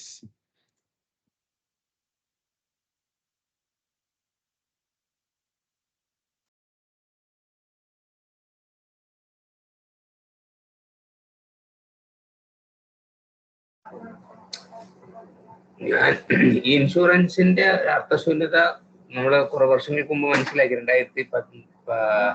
2012-13 കാലഘട്ടത്ത് മനസ്സിലാക്കിയിട്ട് ഞാൻ അന്ന് കുറെ ഇൻഷുറൻസ് ഉണ്ടായിരുന്നു. ഈ പറയുന്ന പോലെ ചൈൽഡ് ഇൻഷുറൻസ്, മറ്റേ അങ്ങനെ കുറെ, അതെല്ലാം അവിടെ വെച്ച് കട്ട് ചെയ്തു. പക്ഷെ ഇൻഷുറൻസ് പണ്ട് ഞാൻ 2003 മറ്റേ അതായ ഒരു 15 വർഷത്തെ പേ ഔട്ടുള്ള ഒരു ഇൻഷുറൻസ് ഉണ്ടായിരുന്നു, ജീവൻ ആനന്ദ് എന്ന് പറഞ്ഞിട്ട്. ജീവൻ ആനന്ദ് 15 വർഷം പേ ചെയ്യുക, പിന്നെ പേ ചെയ്യേണ്ട 25 വർഷം കഴിഞ്ഞിട്ടാണ് അതിന്റെ പേ ഔട്ട്. ഓക്കെ. അപ്പൊ അത് 2003 തുടങ്ങി 2018 വരെ ഞാൻ അടച്ചു. കാരണം എന്താ വെച്ചാൽ 2012 നമ്മൾ ഈ അവബോധം വരുമ്പോ ആൾറെഡി 10 കൊല്ലം അടച്ചു കഴിഞ്ഞു. അപ്പോ പിന്നെ ആ സമയത്ത് സ്റ്റോപ്പ് ചെയ്യണ്ടെന്ന് പറഞ്ഞിട്ട് അത് പിന്നെ ഒരു 3-4 വർഷം കൂടെ അടിച്ചത് കഴിഞ്ഞില്ല എന്ന് പറഞ്ഞിട്ട് അങ്ങനെ കണ്ടിന്യൂ ചെയ്ത് 2018 നിർത്തി. കഴിഞ്ഞു, ടേംസ് കഴിഞ്ഞു. അപ്പൊ ഇപ്പൊ അത് ഉണ്ട്. അതിനിപ്പോ 2028 അതിന്റെ മെച്യൂരിറ്റി ആവുന്നത്. അപ്പൊ അത് ആ എമൗണ്ട് അവിടെ കിടക്കുന്നുണ്ട്. പക്ഷെ അത് ഇപ്പൊ എടുക്കണോ, ഇപ്പൊ വേണമെങ്കിൽ നമുക്ക് എടുക്കാം. പക്ഷെ എടുക്കുമ്പോ ആ ഒരു എമൗണ്ട് ഈ പറയുന്ന അത്ര ഇവര് ഒരു മാർക്കറ്റ് ലിങ്ക്ഡ് അങ്ങനെ എന്തോ ആണ് സംഭവം. അതുകൊണ്ടാണ് ഈ 10 വർഷത്തെ ഒരു കോർപ്പസ് എമൗണ്ട് അവിടെ നിർത്തിയിട്ട് തരുന്ന രീതിയിൽ അറേഞ്ച് ചെയ്തിരിക്കുന്നത്. അതേക്കുറിച്ച് എന്താ അഭിപ്രായം? അത് എടുക്കണോ അതോ അത് അവിടെ തന്നെ വെക്കണോ? 2-3 പോയിന്റ്. ഒന്ന്, മാർക്കറ്റ് ലിങ്ക്ഡ് ആണെങ്കിൽ, കംപ്ലീറ്റ്ലി മാർക്കറ്റ് ലിങ്ക്ഡ് ആണെങ്കിൽ എടുക്കുന്നതാണ് നല്ലത്. That's point number 1. Point number 2, ഇപ്പോ ശ്രീനിക്ക് ഇനഫ് ഇൻഷുറൻസ് അതില്ലാതെ ഉണ്ടോ? അതില്ലാതെ ഇൻഷുറൻസ് ഫുൾ ഉണ്ടോ? ഇൻഷുറൻസ് ആയിട്ടൊന്നുമില്ല. ഇൻഷുറൻസ് ആയിട്ട് ആകെ ഞാനൊരു പിന്നെ ടേം ഇൻഷുറൻസ് ഉണ്ട്. ടേം ഇൻഷുറൻസ് നമ്മൾ ഉണ്ട്. അത് നമ്മൾ വർഷത്തിൽ അന്വൽ പ്രീമിയം കെട്ടിപ്പോകുന്നുണ്ട്. അത് ഈ പറയുന്ന പോലെ 60 വയസ്സ് വരെയുള്ള ഒരു ഇത് എടുത്തിട്ടുണ്ട്. അത് സമ്മഷ്യൂർഡാ നോക്കേണ്ടത്. ഇപ്പൊ ആനുവൽ ഇൻകമിന്റെ 10 ഇരട്ടി 10 ടൈംസ് വേണം. അതുണ്ടോ? ഇതായത് ഇത് നമ്മളല്ലേ ഈ ടേം ഇൻഷുറൻസ് എടുത്തത് ഈ പറയുന്ന പോലെ 2012-13 കഴിഞ്ഞിട്ട്. അപ്പൊ അന്നത്തെ ഒരു ലെവൽ വെച്ചിട്ട് എടുത്തു. പിന്നെ അതോ കൂട്ടിയിട്ടില്ല. ആ എമൗണ്ട് തന്നെ ഉള്ളൂ. എന്ന് വെച്ചാൽ അന്ന് എടുത്തത് 1.5 കോടിയാണ്. 1.5 കോടി ആ എമൗണ്ടിൽ അങ്ങനെ നിൽക്കുന്നുണ്ട്. 1.5 കോടി മതി. 1.5 കോടിയിൽ കൂടുതൽ ആവശ്യമൊന്നുമില്ല. 1.5 കോടി അതാണ്. എന്നാ പിന്നെ ഇത് ഇപ്പൊ തന്നെ എടുക്കുന്നതാണ് നല്ലത്. If you can take this out, വേണമെങ്കിൽ പ്ലാനും ആ ഡീറ്റെയിൽ ആയിട്ട് സ്റ്റാർട്ട് ഡേറ്റും എത്ര വരെ അടച്ചു, എത്ര വർഷം അടച്ചു, പിന്നെ മെച്യൂരിറ്റി ഡേറ്റ് എനിക്ക് അയച്ചു തരും. ഞാൻ പറഞ്ഞുതരാം. അത് കാരണം ചിലപ്പോ അവര് എടുക്കാൻ സമ്മതിക്കൊന്നുമില്ല. നമുക്ക് let us see if we can take it out. LIC ആണോ? അപ്പൊ ആ പ്ലാന്റെ പേരും ഈ start date, premium payment date, maturity date, അത്രയും മതി. അത്ര ആവശ്യം. എന്റെ first view we should take it out. പക്ഷെ എന്തായാലും നോക്കട്ടെ. എനിക്കും അതൊരു ഫീലിംഗ്. അവിടെ വെറുതെ കിടക്കണം. ഇനി ഒരു 4 വർഷം, ഇനി 5 വർഷം ഉണ്ടല്ലോ. ഇനി 5 വർഷം അവിടെ കിടക്കുന്നതിനോട് ആ എമൗണ്ട് എടുത്ത് വേറെ എവിടെയെങ്കിലും ഇടുകയാണെങ്കിൽ ചിലപ്പോൾ ഇതിനെക്കാളും നല്ല ഗ്രോത്ത് കിട്ടുന്നില്ല. ശരി. വേറെ ഞാൻ കാര്യമായി ഇൻഷുറൻസുകളെല്ലാം നിർത്തി. ഇൻഷുറൻസ് എന്ന് വെച്ചാൽ നമ്മൾ ഈ മറ്റേ ഇൻവെസ്റ്റ്മെന്റ് രീതിയിലുള്ള ഇൻഷുറൻസ് കംപ്ലീറ്റ് നിർത്തി. അതാണ് നന്നായി. Very good. ശരി. മെഡിക്കൽ ഇൻഷുറൻസ്, കമ്പനിയുടെ ഗ്രൂപ്പ് മെഡിക്കൽ ഇൻഷുറൻസ് ഉണ്ട്. അതിൽ കുറച്ച് ടോപ്പ് ചെയ്യുന്നുണ്ട്. അല്ലാതെ എനിക്ക് ഇൻഡിവിജ്വലി മെഡിക്കൽ ഇൻഷുറൻസ് ഇല്ല. അതും ഇമ്പോർട്ടന്റ് ആണ് കേട്ടോ. സീനിയറിന് ഇപ്പോ റിട്ടയർമെന്റിന്റെ പ്ലാനിങ് ഒക്കെ ചെയ്തുകൊണ്ട് ഇരിക്കുകയല്ലേ. അപ്പോ അത് കഴിഞ്ഞാൽ എന്തായാലും പേഴ്സണൽ ആയിട്ട് മെഡിക്കൽ ഇൻഷുറൻസിന്റെ ആവശ്യം വരും. അത് ചെയ്യുമ്പോ പല ക്രിട്ടിക്കൽ ആയിട്ടുള്ള അസുഖങ്ങൾക്ക് അവർക്ക് 2 to 3 കൊല്ലം കൂൾ ഓഫ് പീരീഡ് ഉണ്ട്. അപ്പോ ഇപ്പൊ തന്നെ ഒന്ന് തുടങ്ങുന്നതാണ് നല്ലത്. കാരണം by the time you retire you will have that cool off period already covered. അത് ഒന്ന്. രണ്ടാമത് ടോപ്പ് അപ്പ് എത്രക്കാണ് എടുത്തിരിക്കുന്നത്? ടോപ്പ് അപ്പ് ഇല്ല. നമ്മളെ ആകെ ടോട്ടൽ എല്ലാം കൂടെ കവറേജ് 15 ലക്ഷം രൂപയേ ഉള്ളൂ. Group insurance family. അല്ല, അത് കുഴപ്പമില്ല. പക്ഷെ ടോപ്പ് അപ്പ് ഉണ്ടോ അതിന്? ടോപ്പ് അപ്പോട് അതായത് കമ്പനി തരുന്നത് 3 ലക്ഷം രൂപയേ ഉള്ളൂ. ഞാൻ 10 ലക്ഷം മറ്റേ ടോപ്പ് അപ്പ് ചെയ്തിട്ടാണ് ഇത്ര ആക്കിയിരിക്കുന്നത്. ഓക്കെ. അപ്പൊ ടോപ്പ് അപ്പ് 10 പോരാ. ടോപ്പ് അപ്പ് എന്റെ കണക്കില് മിനിമം ഒരു 50 എടുക്കണം. മിനിമം. കാരണം ടോപ്പ് അപ്പ് വലിയ എക്സ്പെൻസീവ് ആയിരിക്കില്ല. ഒരു 50 ഒക്കെ ടീനി എടുത്താൽ ഒരു 15,000 രൂപ 20,000 രൂപയ്ക്ക് കിട്ടും കുടുംബത്തിന്റെ ഫുള്ള്. കാരണം അത് നമ്മള് ഈ യൂസ് ചെയ്യുന്ന സാധാരണ ഹെൽത്ത് ഇൻഷുറൻസ് യൂസ് ചെയ്യുന്നത് തന്നെ റയർ ആയിരിക്കും. അതായത് ഒരു 2-3 ലക്ഷം യൂസ് ചെയ്യുന്നതൊക്കെ റയർ ആയിരിക്കും. ടോപ്പ് അതന്നെ. അപ്പൊ ടോപ്പ് അപ്പ് നമ്മൾ യൂസ് ചെയ്യുന്നത് വളരെ വളരെ വളരെ വളരെ റയർ ആയിരിക്കും. അത് very what you call very unique cases like ഇപ്പോ ഓർഗൻ ട്രാൻസ്പ്ലാന്റോ അല്ലെങ്കിൽ ഒരു വലിയ ആക്സിഡന്റോ അങ്ങനെ വല്ലതൊക്കെ നമ്മൾ യൂസ് ചെയ്യുള്ളൂ. പക്ഷെ അത് എക്സോർബിറ്റന്റ് ആയിട്ടുള്ള എക്സ്പെൻസീവ് ആയിരിക്കും. അത് 50 ലക്ഷം രൂപ 75 ലക്ഷം രൂപ 1 കോടി രൂപയൊക്കെ ചിലപ്പോൾ ചിലവാകും. അതിന് വേണ്ടിയിട്ട് ഒരു 15,000 രൂപ ചിലവാക്കുന്നതിൽ യാതൊരു കുഴപ്പമില്ല. See, that is just because we can afford. Right? ഇപ്പൊ ഇതേ ഒരു നാട്ടിലാണ് ഒരു 10,000 രൂപ 15,000 രൂപ ശമ്പളം വാങ്ങിക്കുന്ന ആൾക്ക് ഞാൻ ടോപ്പ് അപ്പ് ഒരിക്കലും പറയില്ല. അതിൽ കാര്യമില്ല, പറഞ്ഞിട്ട് ഒരു കാര്യമില്ല. ഇത് കാണ്ട് afford. You should have A good top. അപ്പൊ ഞാൻ മിനിമം 50 പറയുക. ഒരു 1 crore ആണ്. 50-നും 1 crore 5,000 രൂപ ഡിഫറൻസ് ഉണ്ടാവുള്ളൂ. To not be very significant difference per year premium. So പറ്റുമെങ്കിൽ 1 crore എടുക്കുക, അല്ലെങ്കിൽ അറ്റ്ലീസ്റ്റ് 50,000 കുടുംബത്തോടെ ഇരിക്കുന്ന. അതും ഇപ്പോ ബോംബെ പോലെ മെട്രോയിലൊക്കെ ഹോസ്പിറ്റലിൽ കയറി വല്ല സീരിയസ് ആയിട്ട് വല്ലതും ചെയ്യണമെങ്കിൽ it will be lot of money, tons of money. Covid ടൈമിലൊക്കെ ഒരാഴ്ച കൊണ്ട് 12 ലക്ഷം 13 ലക്ഷം ബില്ല് അടിച്ചു കൊടുത്ത, സേലത്തിൽ ബില്ല് അടിച്ചു കൊടുത്ത എന്റെ ഫ്രണ്ട്സിന്റെ റിലേറ്റീവ്സിന് ഉണ്ട്. അങ്ങനെ ഇൻഷുറൻസ് എടുക്കുകയാണെങ്കിൽ ഏതാ പിന്നെ ഇത് ഇന്ത്യയില് ഇപ്പോ ഏറ്റവും വലുത് സ്റ്റാർ ആണ്. സ്റ്റാർ തന്നെ. സ്റ്റാർ ബാക്കിയുള്ളവന്മാരൊക്കെ പിടിച്ചു വരുന്നേ ഉള്ളൂ. ശരി ശരി. സ്റ്റാർ ഹെൽത്ത് വല്ലതും വേണേ എന്നോട് പറഞ്ഞു. എനിക്കൊരു പയ്യനെ അറിയാം, ഞാൻ നാട്ടിലുള്ളവനാണ്. അവനെ കൊണ്ടാണ് ഞാൻ സാധാരണ എടുപ്പിക്കുക. എനിക്ക് അറിയുന്നവർക്കൊക്കെ വേണമെങ്കിൽ ഞാൻ അവനെ കണക്ട് ചെയ്ത് തരാം. അവൻ നന്നായിട്ട് ഹെൽപ്പ് ചെയ്യും. ശരി ശരി ശരി, പറയാം. ഞാൻ ഇപ്പൊ ഇത്രയും കേട്ടതിൽ നിന്ന് എനിക്ക് ഒരു സംശയമല്ല, എനിക്ക് മനസ്സിലായത് ശരിയാണോ എന്ന് അറിയാൻ വേണ്ടിട്ടാ. അതായത് ഇപ്പൊ ഒരു ഹസ്ബൻഡ് ആൻഡ് വൈഫ് ഉണ്ട്, രണ്ടുപേരും ഏർണിംഗ് മെമ്പേഴ്സ് ആണ്, equally they are not dependent on each other in any way. And പിള്ളേരില്ല എന്നുണ്ടെങ്കിൽ രണ്ടുപേർക്കും ഇൻഷുറൻസ് എടുക്കേണ്ട ആവശ്യമില്ല എന്നാണ് ഇപ്പൊ എനിക്ക് ഇതിന്ന് മനസ്സിലായത്. And if they have kids also ഏതെങ്കിലും ഒരാൾ ഇൻഷുറൻസ് എടുത്താലും മതി ആക്ച്വലി. അത് ട്രിക്കിയാണ്. കാരണം then how much you are taking depends on that. Okay. അതായത് ഈ പിള്ളേരുടെ ഇത് കവർ ചെയ്യാനുള്ള ഇൻഷുറൻസ് either സ്പ്ലിറ്റ് ചെയ്തെടുക്കാം or one person can do that. Correct. പിള്ളേർ മാത്രമല്ല, മറ്റേ ആളും സർവൈവ് ചെയ്യുന്നുള്ളതാണ് അസംഷൻ. സോ ഇൻഷുറൻസ് എടുക്കുമ്പോൾ ഒരു വേഴ്സ്റ്റ് കേസ് സിനാരിയോയും ഒരു ബെസ്റ്റ് കേസ് സിനാരിയോ. അതായത് വേഴ്സ്റ്റ് കേസ് സിനാരിയോ എന്ന് പറഞ്ഞാൽ ഞാൻ ഇന്ന് ചത്തുപോകും. അതിന്റെ ബെസ്റ്റ് കേസ് സിനാരിയോ എന്ന് പറഞ്ഞാൽ എന്റെ കുടുംബം മുഴുവൻ 100 വയസ്സ് വരെ ജീവിക്കും. റൈറ്റ്? അപ്പോ എന്റെ ഇൻകം ഇന്ന് തീർന്നു, പക്ഷെ whatever I am taking as sum assured it should be sufficient for my family to live till their 100 like or 90-95 വരെ. അങ്ങനത്തെയാണ് എപ്പോഴും ആലോചിക്കേണ്ടത്. അത് നടക്കില്ല. But if my spouse is earning, then that issue doesn't come up, no? No, why are you assuming that spouses are also earning well, right? എനിക്ക് ഒരുപാട് പേര് അറിയാം, എന്താണ് ഭർത്താവോ ഭാര്യയോ ചോദിച്ചതാ, രണ്ടുപേരും ഈക്വലി ഏർണിംഗ് മെമ്പേഴ്സ് ആണ് എന്നുണ്ടെങ്കിൽ this issue is not there, right? കുഴപ്പമില്ല. Absolutely right. എനിക്ക് എല്ലാ കേസും അറിയാം. എനിക്കറിയാവുന്ന ഒരു കേസില് husband is earning 40% of what wife is earning today. I know other case where husband is earning 300% more than wife. So എല്ലാ സിനാരിയോ ഉണ്ടാവും. പക്ഷെ ഇപ്പം രണ്ടുപേരും almost more or less equally earning ആണ്, the other person is not dependent on, they are not dependent on each other എന്നുണ്ടെങ്കിൽ പിള്ളേരുടെ കാര്യത്തിനുള്ളത് മാത്രം നോക്കിയാൽ മതി. കറക്റ്റ്. പക്ഷെ always you look at that as a remaining family. Other than you, remaining is one part. പിള്ളേർ മാത്രമായിട്ട് നോക്കണ്ട, വൈഫിനോ ഹസ്ബൻഡിനും survive ചെയ്യണം. So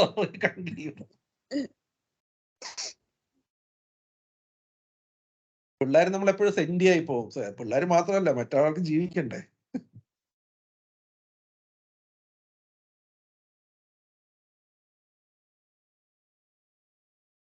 Okay, so thank you for joining today. We'll meet next week. Thank you. Good night. Good night.